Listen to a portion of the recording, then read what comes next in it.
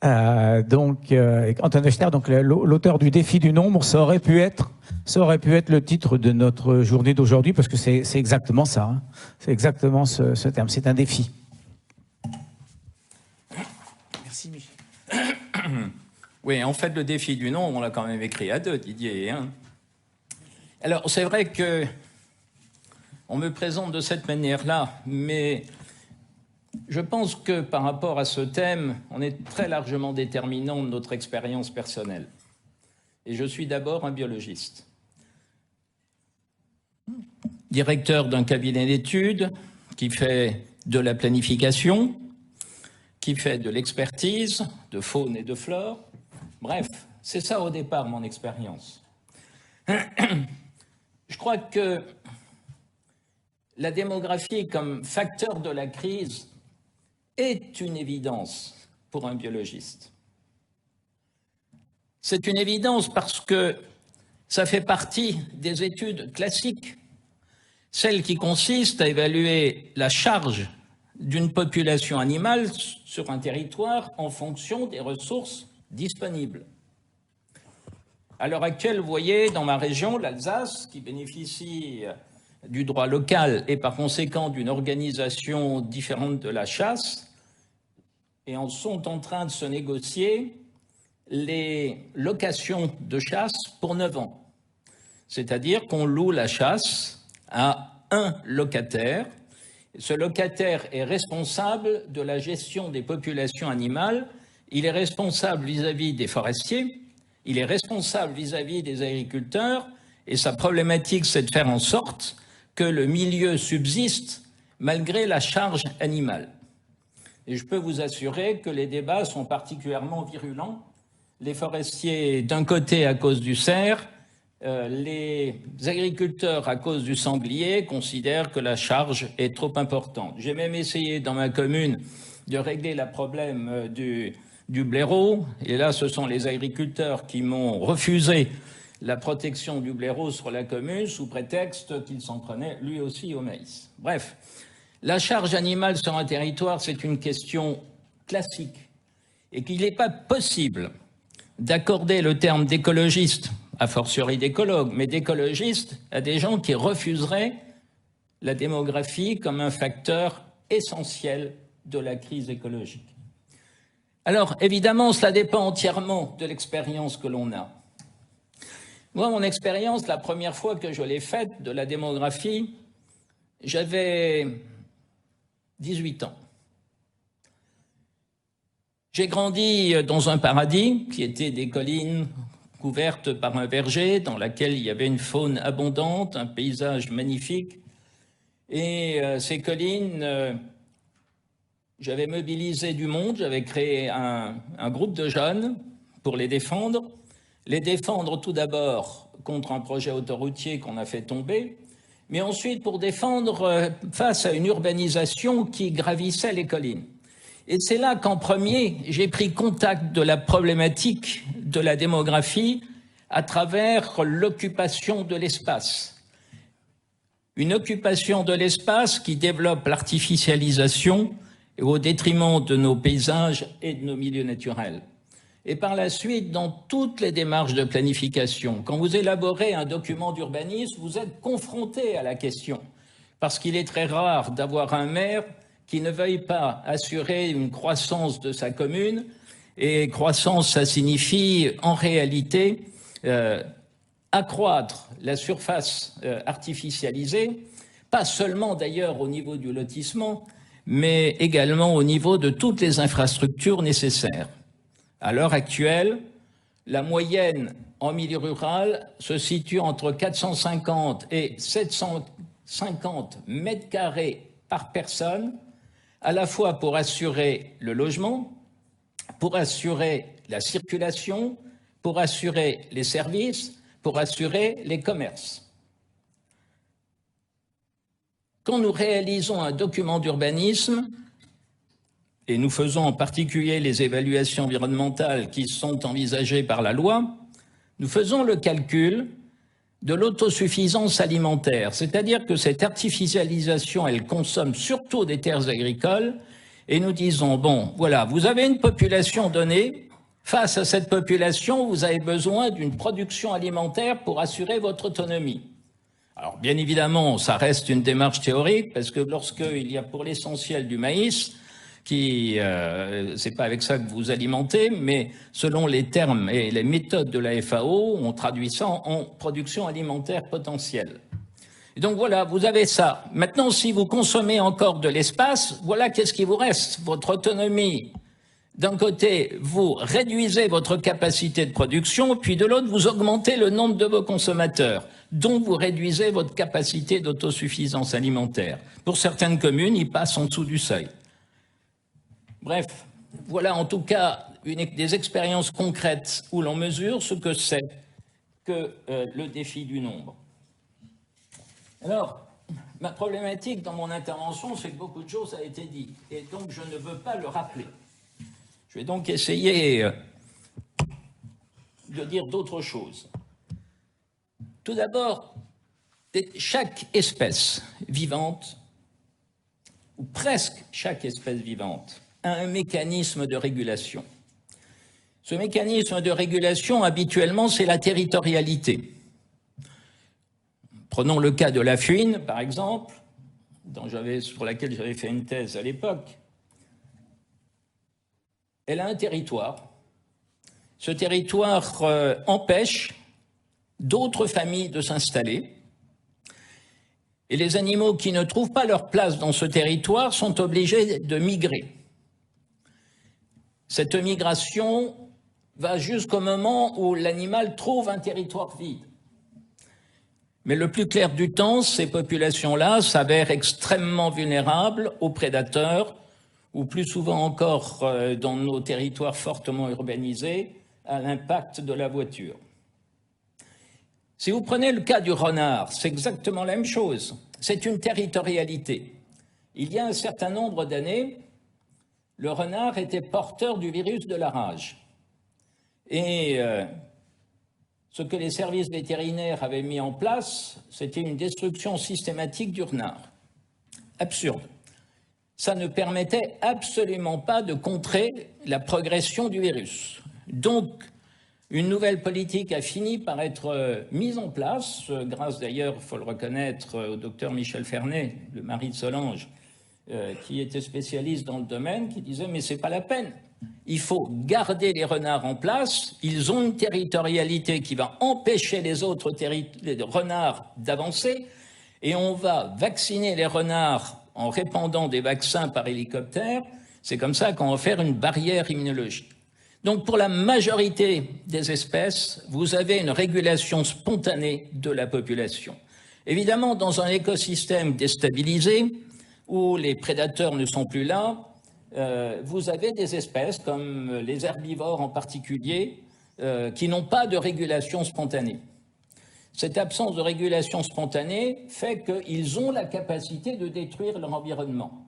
Et donc la capacité d'aboutir à ce que les biologistes appellent une régulation par catastrophe. Alors c'est vrai que dans les territoires chassés, en règle générale, il est demandé aux chasseurs d'éviter qu'on atteigne cet extrême. Mais aux États-Unis, des expériences ont été faites et ont bien montré qu'on pouvait aboutir en effet à une régulation par catastrophe, c'est-à-dire une destruction du milieu qui fait que la population animale finit par s'effondrer.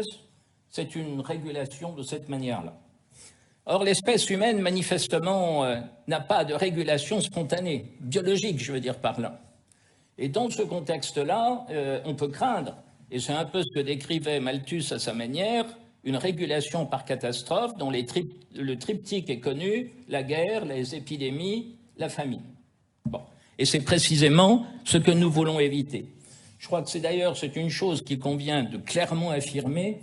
Quand nous nous battons contre l'excédent démographique, nous nous battons en réalité contre un mécanisme naturel qui est la régulation par catastrophe pour une espèce qui n'a pas de régulation biologique. Il y a un autre aspect qui me semble nécessaire d'indiquer. La crise démographique, ce n'est pas demain.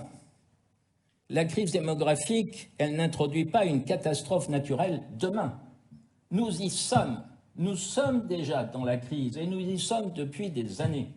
Je voudrais juste en évoquer quelques aspects rapidement. L'effondrement de la biodiversité. Alors c'est vrai qu'habituellement, on pense effondrement de la biodiversité en regardant vers les savanes africaines où l'on voit, que ce soit les Européens d'ailleurs ou que ce soit les Africains eux-mêmes, débordent avec leurs activités sur les savanes, des girafes, des éléphants, etc. Ou encore quand c'est la forêt qui est défrichée, comme par exemple au Brésil ou d'autres forêts humides d'Afrique. Mais l'effondrement de la biodiversité, c'est aussi chez nous. Et c'est une relation directe avec la croissance démographique. L'accroissement, l'industrialisation de l'agriculture chez nous. Cette industrialisation de l'agriculture, elle trouve sa justification dans la volonté de nourrir davantage de gens. Discutez avec les agriculteurs et vous verrez quelles sont leurs motivations, au moins quelles sont les justifications qu'ils se donnent. Et c'est bien cette industrialisation de l'agriculture qui est à l'origine de l'effondrement de la biodiversité. Qu'est-ce qui disparaît chez nous? Ce qui disparaît, c'est en fait toute cette faune qui occupe traditionnellement ce qu'on pourrait appeler le bocage, c'est-à-dire une association de l'herbe et de l'arbre. Les prés ont disparu, sont remplacés par le maïs, et même quand vous avez encore de l'herbe, l'herbe est fauchée dès le mois d'avril, donc il n'y a plus de semences possibles, il n'y a plus que l'aspect végétatif de la plante qui se développe, donc vous avez des prairies vertes, dans ces prairies, vous n'avez plus de papillons, vous n'avez plus d'orthoptères, vous n'avez plus les odonates, enfin les libellules en principe, il n'y en a pas tellement dans les prés, mais enfin bref, quoi qu'il en soit, vous avez un effondrement, une disparition de tout cet écosystème-là. Et si vous regardez aujourd'hui la liste des espèces qui sont en zone rouge, ce sont toutes des espèces de ce milieu-là. Pire, aujourd'hui, on nous dit qu'il faut impérativement produire de l'électricité en supplément, développer les énergies renouvelables, et bien qu'on ait adopté une loi ZAN, zéro artificialisation nette, on autorise le développement du photovoltaïque en forêt, à la place de la forêt. Ça, c'est l'effondrement de la biodiversité. Mais il y a aussi un élément auquel, personnellement, je suis très sensible, c'est l'enlaidissement de la planète. Je suis frappé de voir, quand on regarde toutes les images qu'on nous montre, même de régions lointaines, sauf que là où il n'y a pas beaucoup de monde, il faut bien le dire, mais c'est l'enlaidissement de la planète. Et l'enlaidissement dans notre pays aussi, à travers la technologie, à travers l'artificialisation. Chaque fois que vous avez un village, chaque fois que vous avez un lieu de vie, c'est un lieu où est susceptible de se construire quelque chose qui peut aussi avoir un impact sur le paysage. Je ne dis pas qu'il ne faut pas construire. Quand il y a une exigence de qualité, pas de problème. Mais en tout état de cause, cette volonté d'extension qui est particulièrement visible, évidemment, autour des grandes villes, cet enlaidissement est directement lié, finalement. Et ce qui est intéressant, d'ailleurs, quand on discute, j'ai eu l'occasion sur des médias de discuter avec l'extrême gauche sur ces questions démographiques, ils me disent, mais il suffit de construire en hauteur. On va loger les gens, finalement, dans des blocs. Ça évitera de consommer de la terre agricole. Personnellement, je n'ai pas très envie d'habiter dans les petites boîtes de Grimald-White. Mais c'est ça l'univers qu'on nous propose. Nous avons la capacité, oui, si, regardez, les gens sont capables de vivre dans cette prison invraisemblable qu'est Gaza, une concentration humaine considérable, mais est-ce que c'est ça que nous voulons? Il nous faut de l'espace. La dérive du climat, vous l'avez évoqué, par conséquent, je ne reviendrai pas là-dessus. Je voudrais juste faire remarquer que, et c'est une notion qu'on doit à chaque fois citer, le climat, ça fait longtemps qu'il en est question, dès les années 60. Et simplement, qu'est-ce que identifie la dérive du climat? Ce qui identifie la dérive du climat, c'est que nous avons atteint les limites dans cet aspect-là en question. Nous saturons la capacité de recyclage des cycles biochimiques. C'est-à-dire que nous produisons plus, notamment de gaz carbonique, que ce que les cycles sont capables d'absorber. C'est typiquement une des limites, et une des limites que dénonçait le MIT en 1971. Dans ce contexte-là, la seule solution, évidemment, c'est de réduire. Alors, de réduire les émissions de CO2, mais on sait bien qu'il nous faudra énormément de temps, et est-ce qu'on aura le temps de le faire d'ailleurs, de déconnecter complètement la production de CO2 de l'ensemble de nos activités humaines. C'est ça la question. Et là, effectivement, le nombre a un rôle important. C'est bien évidemment l'accumulation de déchets. L'accumulation de plastique ou l'accumulation de produits chimiques. En rappelant ce que nous avons appris à l'école, au lycée, rien ne se perd, rien ne se crée, et que par conséquent, tout ce que nous lâchons, finalement, on le retrouve sous une forme ou une autre. Moi, ce qui me choque aujourd'hui, c'est de voir que nous avons une société qui est totalement addicte à l'énergie et qu'elle se comporte à la manière d'un drogué en manque de drogue. Et qui, dès lors, pour avoir sa couverture d'énergie, est capable de faire n'importe quoi. Je sors peut-être un peu du sujet, mais simplement pour affirmer que les énergies renouvelables n'ont rien de vertueux. Elles ne sont écologiques qu'à partir du moment où elles sont capables de respecter l'énergie, enfin de respecter la biodiversité, les paysages, les habitants en proximité, etc. Et que ça suppose par conséquent une maîtrise. Ça suppose une réflexion à chaque fois. Et pas de laisser, comme c'est le cas à l'heure actuelle, simplement aux opérateurs privés de réaliser pratiquement sans contrôle leurs implantations. Mais ça, c'est une conséquence aussi de cette obsession énergétique. Après, c'est vrai qu'il y a aussi la qualité de vie. Moi, je l'écrivais déjà en 1990, une chose qui m'avait frappé, moi, le provincial, c'est que lorsque je suis à Paris, dans un café, j'ai moins d'1 mètre carré pour 4 personnes autour de la table.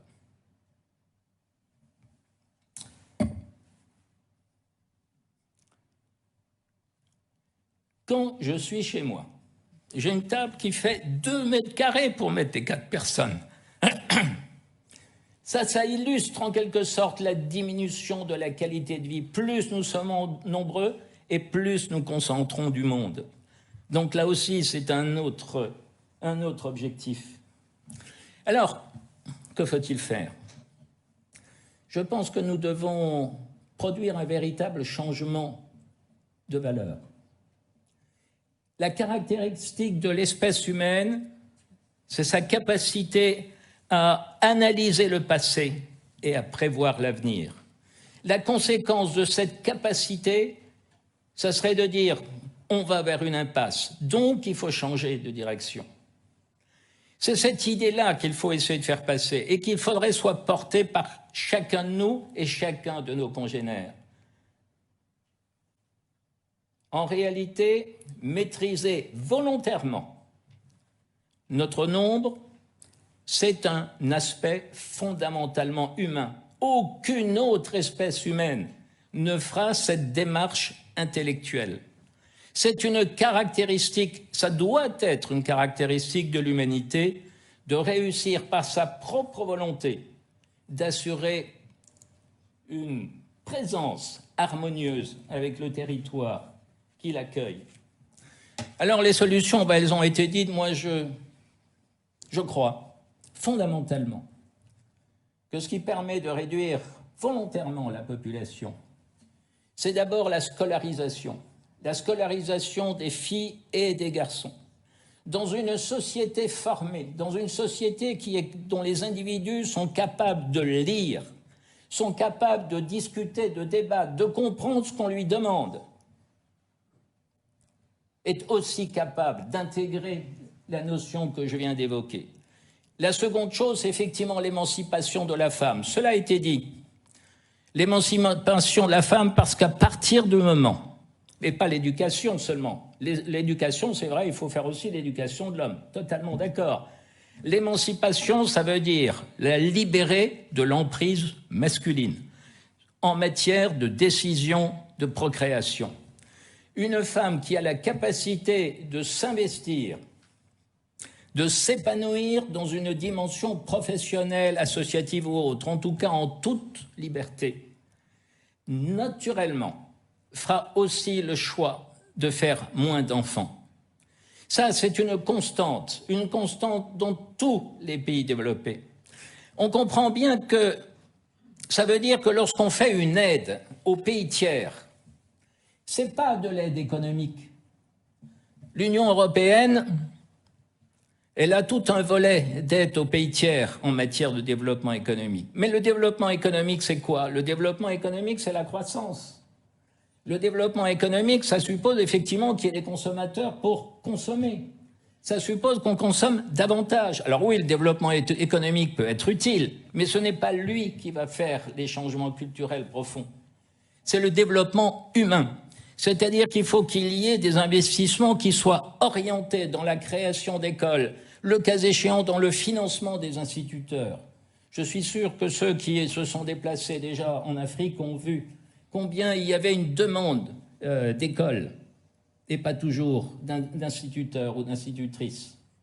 Qu'il faut, d'une certaine manière, porter le message de l'émancipation vis-à-vis des pays qui, à l'heure actuelle, en sont fort loin. Émancipation qu'on a aussi, bien évidemment, à faire respecter dans notre propre territoire. Et puis, c'est vrai qu'il faut mettre en place une sécurité vieillesse, une assurance vieillesse. Alors, c'est peut-être même, je serais tenté de dire, un des aspects les plus compliqués, parce qu'il faut un état de droit, il faut un état honnête, et là, on en est parfois fort loin. Alors, tout ça, évidemment, c'est un défi politique. Il faut bien le reconnaître. Parce que ces changements-là, elles se heurtent à un certain nombre d'oppositions. J'ai le souvenir, il y a fort longtemps déjà, où effectivement on militait pour une stabilisation de la consommation. J'étais en face d'un parterre de chefs d'entreprise et j'ai bien compris que mon discours générait une véritable angoisse existentielle. C'est vrai que on pense parfois qu'il y a un moteur qui est l'argent. C'est vrai que l'argent est un moteur qui déstabilise beaucoup de choses, mais au fond, fondamentalement, dans des pays comme le nôtre, c'est le jeu économique, le jeu du pouvoir. Et que par conséquent, essayer de faire entrer tout ce monde-là dans une logique d'équilibre, de stabilisation, se heurte d'abord à cette idée, mais je ne pourrais plus jouer. Oui, alors que je pense que Démographie Responsable a beaucoup de travail encore devant soi, incontestablement.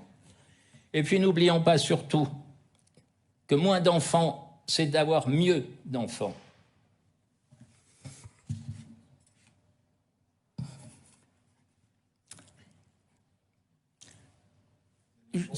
Pardon ? Je voudrais juste... Oui, le mieux d'enfants. Je suis sûr que la plupart d'entre vous ont fait cette expérience, la même que moi, quand on devient grands-parents. On a du coup une relation différente avec les enfants.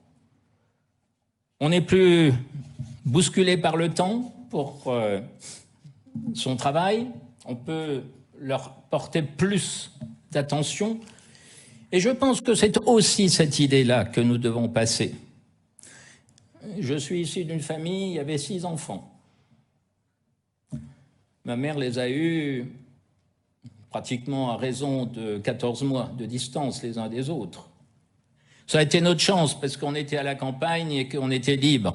Mais ça veut dire que les parents ne pouvaient pas s'en occuper. Mon père était au travail, ma mère avait chaque fois un nouveau-né à s'occuper. avec 2 enfants, on a peut-être un peu plus de temps et plus de plaisir à prendre avec les enfants. Donc le combat aussi pour un équilibre démographique, c'est le combat pour une meilleure intégration de l'enfant et une meilleure valorisation finalement de l'enfant dans nos sociétés. Merci beaucoup.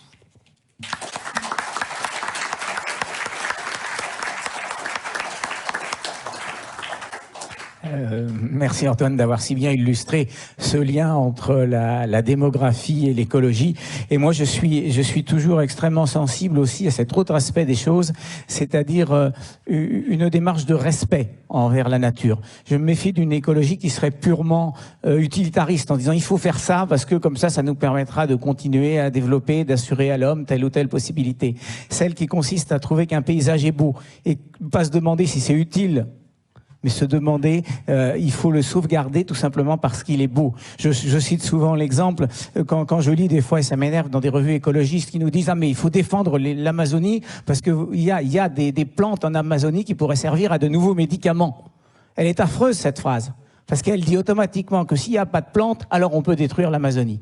Et ça, c'est une version de l'écologie que moi, je ne supporte pas. Et je sais qu'Antoine l'apporte, l'idée du respect de la beauté du monde. Mais c'est aussi le respect pour nous. Quand Antoine dit que... est-ce qu'on veut vivre dans ces espèces de grands parallélépipèdes? Moi, j'ai pas envie. Et c'est un respect pour notre vie de demain. C'est pour moi un aspect absolument essentiel. Voilà. Bon, il y a certainement des questions aussi.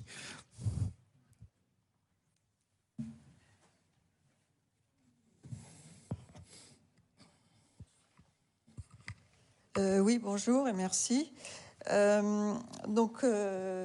Compte tenu là, de la nécessité des mécanismes de régulation de la territorialité, de la nécessité de lutter contre l'artificialisation des terres pour assurer une réserve de vivants pour l'ethnie qui occupe cette terre, pour le peuple qui occupe cette terre, et qu'on a aussi la régulation par catastrophe. Qu'est-ce que vous pensez des politiques, des jeunes politiques écologistes qu'on a maintenant?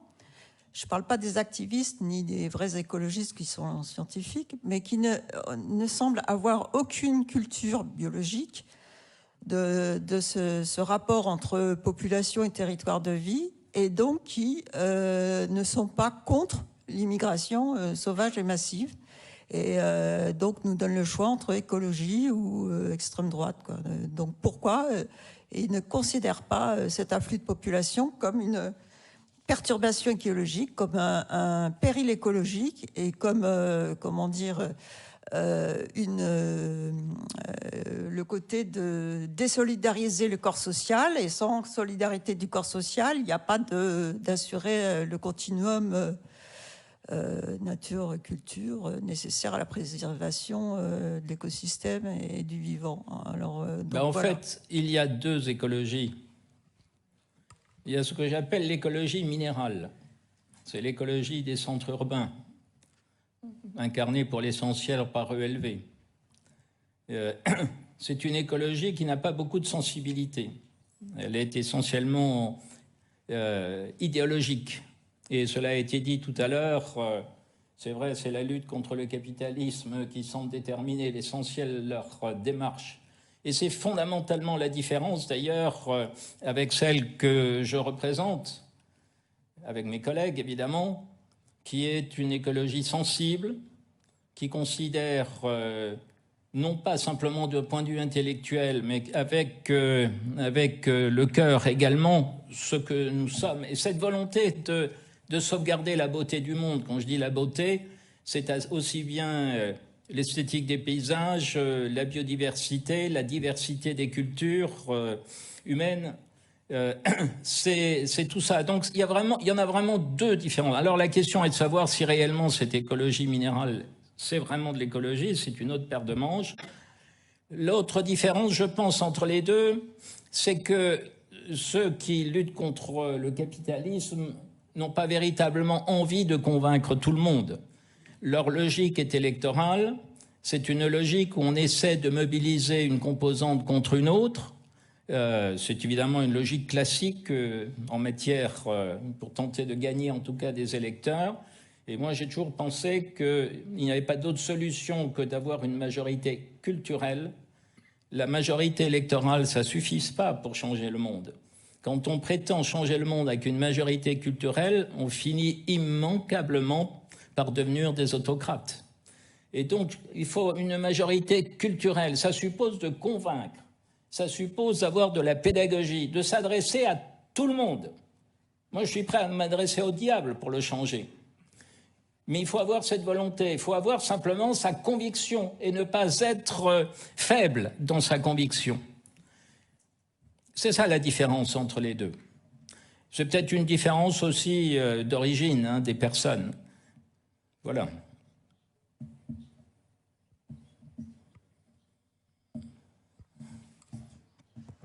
Une dame là-bas, au fond.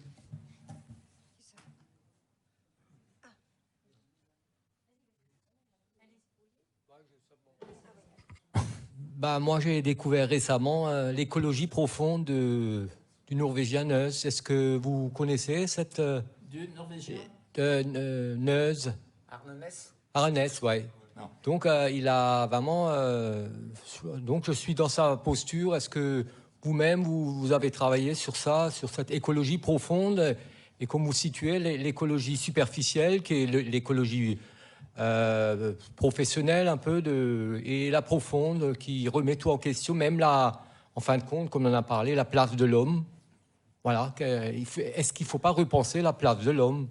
Mais là, je pense que tout le monde a très peur de ça, de se remettre en question. Oui, alors, non, ça, je ne connais pas ces thèses-là. Je sais simplement qu'il y a un certain nombre d'années, c'était, me semble-t-il, en 1990, où un livre avait été écrit sur le nouvel ordre écologique, qui, par une espèce de confusion volontaire, au demeurant, associait les écologistes français à l'époque à l'écologie profonde américaine, et pensait qu'effectivement, on allait imposer tout simplement la loi de la nature, et que la loi de la nature, ce n'est pas une loi très humaine. Je pense que c'était, comment il s'appelait, Ferry, Luc Ferry. Bon, catastrophe, mais bon. En tout état de cause, je pense que là, il y avait un contresens total. Je l'ai dit tout à l'heure, l'objectif, c'est d'éviter la régulation par catastrophe. La régulation par catastrophe, on peut considérer que c'est un mécanisme naturel. Et je pense que la caractéristique humaine, c'est précisément avec intelligence et pragmatisme, c'est d'essayer d'éviter cette loi naturelle. C'est d'essayer de faire en sorte qu'en défendant nos valeurs de solidarité et de respect de la vie, on réussisse à éviter ce couperet que serait la régulation par catastrophe. Je le répète, l'humanité en a déjà connu plusieurs. Elle en a connu au IVe siècle, elle en a connu à partir de 1348 et pendant un certain nombre d'années, il y a eu des régulations par catastrophe. On a évité la régulation par catastrophe sur le continent européen au XIXe siècle, en exportant énormément de monde vers le Nouveau Monde, mais la catastrophe, elle s'est produite là-bas, en réalité, au détriment de ce qu'on appelait ou de ce qu'on appelle les peuples premiers. Voilà. Donc c'est ça qu'il s'agit d'éviter. Je peux y aller ? Oui, je voulais témoigner. Moi aussi, je fais des inventaires écologiques et peut-être quelque chose qui frappera les esprits. Avant, comme vous, pour les oiseaux, on avait des espèces courantes, banales, et puis des espèces qui étaient plus précieuses, plus à protéger, etc. Mais par exemple, vous voyez, je ne sais pas si on a l'expression tête de linotte, donc en référence à la linotte mélodieuse. Ben, vous voyez, il y a 15 ans, quand je faisais des inventaires, la linotte mélodieuse, c'était une espèce banale, courante, qui n'était pas spécialement en danger. Aujourd'hui, c'est une espèce qui disparaît totalement de nos campagnes, des friches, etc., etc. Je voulais intervenir sur un autre sujet. Je vous remercie parce que j'ai trouvé beaucoup d'arguments ici pour discuter avec mes camarades de ceux que vous appelez l'écologie minérale. Alors, comme je suis assez facétieuse, moi j'en ai trouvé un aussi, puisqu'il y a le fameux débat entre réduire nos améliorer nos modes de vie pour moins consommer, etc., ou réduire la population. Donc on me sort toujours ça en me disant non, non, il suffit juste qu'on change nos modes de vie. Alors, moi, je leur dis oui, puisque, alors, le corollaire, c'est que ceux qui ont une forte croissance de population, eux, ils consomment peu, ils sont dans des pays, mais je leur dis oui, mais avec les migrations, bah, ça marche plus, votre raisonnement. Alors, je suis souvent traitée de descendant d'Hitler, tout ce que vous voulez, mais n'empêche que c'est un argument qu'il faut pas oublier, parce que en fait, les modes de vie des pays qui ont des fortes croissances de population, ils les gardent pas puisqu'ils vont, pour ceux qui ont la chance, je les comprends, d'aller dans d'autres pays, voilà. Et le troisième point que je voulais souligner, c'était, posez-vous la question, dans les hommes politiques que nous avons aujourd'hui, qui sont connus, qui parlent de la natalité et qui parlent de financer une natalité plus forte. Et posez-vous la question de pourquoi ces propos sont tenus. Ils sont tenus pour éviter qu'il y ait des écarts trop importants, qu'il y ait trop de, je sais pas comment exprimer ça dans le langage bien pensant, mais pour faire en sorte qu'il y ait une harmonie entre les populations, qu'il n'y ait pas une population qui devienne dominante, quoi. Donc en fait, je pense qu'en France, on gagnera pas ce combat si on ne traite pas l'autre sujet en même temps, qui est celui de la migration. Je suis désolée de dire ça, mais c'est réel. Pour la migration, je rappelle qu'on a justement dans le programme de cette journée, la dernière séance, elle est consacrée à ce sujet. On va en parler, comment les mouvements des hommes peuvent avoir une influence sur la démographie. Oui. Pour moi, c'est la première fois que je participe à ce type de réunion. C'est ma première expérience démographie responsable. Mais il faut se rendre quand même une réalité. Nous sommes combien? 50 dans cette assemblée? 40. 55. Bon, 55. Mais nous sommes pratiquement 9 000 millions d'habitants. Et nous sommes dans une salle, dans une ville qui s'appelle Paris, dans un pays qui s'appelle France, et nous sommes en train de parler de la planète. Je ne parle pas de la sauver, elle s'en fout, la planète, de nous. Elle s'en fout. Elle a vécu longtemps, elle va vivre encore longtemps, et nous serons passés. Donc le problème, c'est de savoir comment est-ce que nous pouvons faire passer notre message. Je ne sais pas, mais nous avons un candidat à la présidence qu'il a été. J'apprécie son discours, je l'admire. Mais vous voyez M. Emmanuel Macron portant les messages. D'abord, il n'a pas d'enfant, mais enfin, ça, c'est son choix. Ou vient M. Bruno Le Maire pour les faire? Non, il n'y a pas un seul politicien de renom. À leur décharge, on ne les a pas invités. C'est peut-être pour ça. Peut-être, mais il faudrait les faire. Mais à l'autre extrémité, nous n'avons pas non plus une Greta qui viendrait porter un message. Heureusement, peut-être. Heureusement. Mais je pense que c'est une question politique. Il faut que l'on arrête de parler de la France parce que c'est un problème universel. Et c'est un problème statistique. La présentation qui nous a été fournie au sujet de l'Afrique est très importante. Vous avez vu dans une petite ligne, elle a perdu la durée de vie. Elle était à 69 ans. Imaginez quand ils arrivent à mon âge, ils ont 86 ans. Il y aura beaucoup de vieux. C'est-à-dire, ce n'est pas question seulement de faire des enfants, c'est peut-être, bien malheureusement, d'arrêter cette croissance de la durée de vie. Et ce problème-là, c'est un problème général. Ce n'est pas ici, c'est dans toute notre planète. Et ce que nous devons nous poser comme question, c'est de savoir comment on passe d'un régionalisme à tous les niveaux, que ce soit pour les contrôles de naissance, que ce soit pour la durée de notre existence, à la résolution d'un problème très global.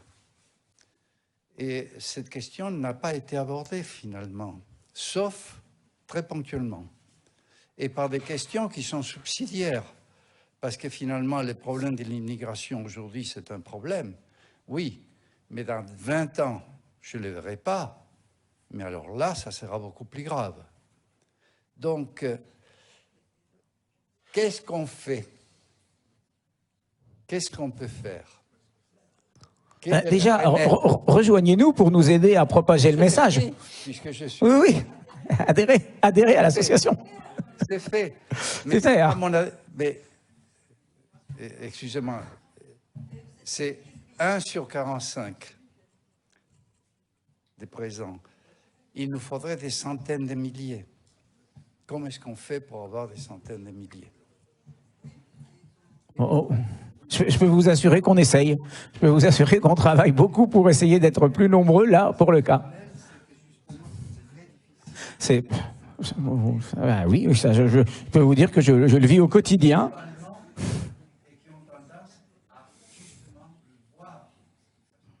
Bien sûr, on est d'accord. Hein, c'est une chose qu'on vit au quotidien. Alors, Antoine.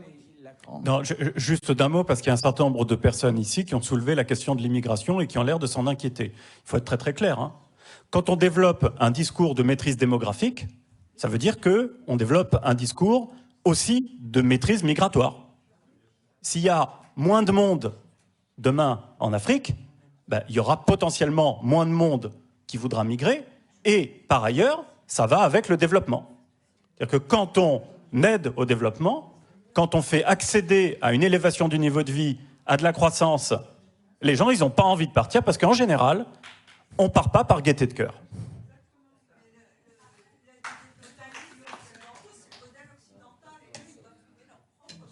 Ils adorent notre modèle, madame.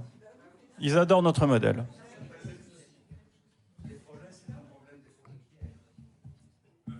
Pour l'immigration, je me permets juste de rappeler que c'est justement le thème de la dernière discussion. Donc, c'est un problème très important, hein, j'en suis conscient, mais on peut le réserver à cette partie-là, justement. Oui, on va arrêter. Merci aux différents intervenants, vous avez été formidables. Et je voulais juste répondre à la question que posait monsieur, en donnant un élément de réponse. Peut-être que pour la stratégie, pour essayer qu'on soit de plus en plus nombreux à défendre cette cause, il faut peut-être faire un peu de judo, si je puis me permettre de le dire ainsi, avec la cause sur laquelle la plupart des gens dans le monde sont mobilisés actuellement, qui est la cause climatique. Et d'appuyer sur le fait, je l'ai tout à l'heure cité, que depuis 150 ans, l'essor démographique est le facteur prépondérant à hauteur de 75% dans l'émergence des GES. Donc si on a une mobilisation mondiale sur le sujet et qu'on a cette preuve-là, il suffit de la faire connaître.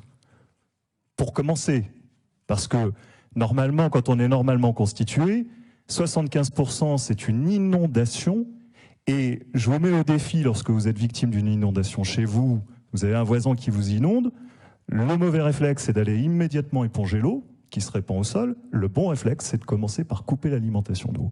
Donc d'un point de vue stratégique, je pense que, tout à l'heure Antoine le disait, il y a des gamins qui peuvent comprendre tout ce qu'on raconte tellement c'est évident, ben voilà encore une façon de le raconter. On est d'autant plus d'accord qu'on a invité un climatologue à en parler, qui vous en a très bien parlé au tout début. Je vous propose qu'on essaye de respecter à peu près les horaires, toujours pareil, pour essayer de faire en sorte que chaque phase ait le temps qui lui est imparti au départ. C'est un peu classique, hein, mais j'y souscris. Moi, je veux vraiment remercier la qualité, je pense que vous serez d'accord, des 4 interventions qu'on a eues.